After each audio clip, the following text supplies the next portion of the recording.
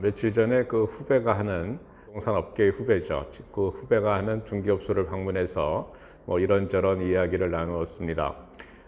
부동산 뭐 업계에 있다 보니까 자연스럽게 뭐 아파트 시장을 주로 얘기 많이 하고 뭐 기타 등등 이야기를 나눴습니다. 언론에 보도된 거에 따르면은 9년 만인가 10년 만에 거의 뭐 9년 몇 개월 만에 부동산 중개업 시장이 굉장히 침체돼 있다. 뭐 이런 내용의 보도 자료가 있습니다. 그래서 그것과 관련돼서도 이야기를 나눴습니다. 중개업소가 문을 닫는다라는 거죠. 중개업소가 폐업을 하고 있고 문을 닫는 그 숫자가 많다라는 거예요. 그 후배가 하는 중개업소 그 지역을 제가 어디라고 말씀을 못 드립니다만은 그 지역에서도 그 후배는 한 20여 년, 그죠? 20여 년 부동산 중개업을 해왔던 그런 지인입니다.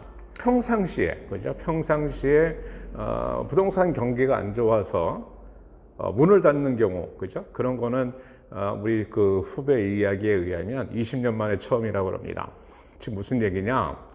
우리가 보통 뭐 일요일 날 휴무를 하지 않습니까? 근데 주중에, 그죠? 주중에 그 지역에 거의 모든 중개업소가 서로 이야기를 해서 뭐 월요일 날 뭐 하루를 쉰다는 거예요. 하루를 더 그냥 문을 닫아버리는 거죠. 어차피 방문객도 없고 뭐 문의도 없고, 그죠? 그러니까는 점포를 중개업소 문을 열어놔봤자 뭐 의미가 없으니 그냥 하루를 더 쉬는 거죠. 월요일을 그냥 일요일처럼 쉬어버리는 겁니다. 단속이 나올 때를 빼고, 그렇죠? 일반적인 상황에서 이렇게 이렇게 쉬는 적이, 문을 닫은 적이 과연 20년 동안에 있었냐 해보면은 그 후배 말에 의하면 자기는 처음이라고 합니다. 아파트 가격이 하락하고, 거래가 식중된 겁니다. 거래가. 그러니까는 매도하겠다는 그런 물건이 있어도 매수하겠다는 사람이 없어진 거죠. 우리는 이것을 뭐라고 그러냐면은 그냥 가격 하락 시장이죠. 우리 사이클로 많이 얘기하잖아요. 사이클로 이렇게 뭐 상승 곡선, 하락 곡선 뭐 이렇게 얘기를 하는데, 우리 하락 곡선, 그죠? 가격이 하락할 때 나타나는 현상 중에 하나가 매도인이 있고 매수인은 없어지는 거예요. 왜? 매수인은 더 싼 가격에 살 수 있지 않을까 생각해서 더 싼 가격에 살 수 있을 거라 생각하는 거죠. 가격이 하락하니까. 그러니까는 매수를 하지 않는 겁니다. 사라지는 거죠. 그러니까 거래가 줄어드는 거예요. 주식하고 똑같습니다. 주식에도 상승이 있고 하락이 있고 이렇게 뭐 사이클 타지 않습니까? 우리 주식 투자는 뭐 거의 모든 국민들이 다 하니까 제가 무슨 얘기 하는지를 알 것 같아요. 그럼 부동산은 다르냐는 거예요. 부동산은 이 주기가 굉장히 길죠. 부동산 상품이 뭐 주식처럼 뭐 이렇게 바로 사고 팔고 할 수 있는 게 아니죠. 그러니까 굉장히 주기가 굉장히 길지만 기본적으로 가격이 상승이 있고 하락이 있고 이렇게 상승과 하락을 반복을 합니다. 전체적으로 30년, 40년을 봤을 때는 계속 상승이었어요. 직선으로 표시하면 그냥 쭉 상승이지만, 이 상승이지만은 상승 안에서도 사이클이 있다라는 거예요. 사이클을 타면서 상승을 하는 거죠. 이렇게. 지금까지 그런 시장이었습니다. 지금까지 그렇게 왔던 거죠. 어쨌든 이 안에서 지금은 하락이라는 거예요. 이 하락이라는 것이 쭉 상승하는 과정에서의 하락이냐, 그죠? 아니면 지금부터 해갖고 이제 큰 하락으로 가는 과정에서 이제 시작점이냐, 이거예요. 다시 반등을 하겠습니다만 또 하락을 계속 하는 거죠. 계속 큰 줄기는, 그죠? 계속 하락하는 거고, 큰 줄기는 계속 하락을 할 수가 있는 겁니다. 그 하락을 했다가 다시 또 상승을 하겠지만 어차피 계속 하락하는 거죠. 지금 우리 그 아파트 시장이 어디쯤에 있는 거냐 이거죠. 어디쯤에. 지금 부동산 시장에 나타나는 모습은 굉장히 특이한 것들이 굉장히 많아요. 그러니까는 우리가 이때까지 겪어보지 않았던 그런 모습들이 지금 나타나고 있는 겁니다. 뭐냐? 단기간에 주거용 부동산, 토지나 상업용 부동산, 수익형 부동산이 아닌 주거용 부동산이 단기간에 100% 급등했다라는 거. 3, 4년 동안에.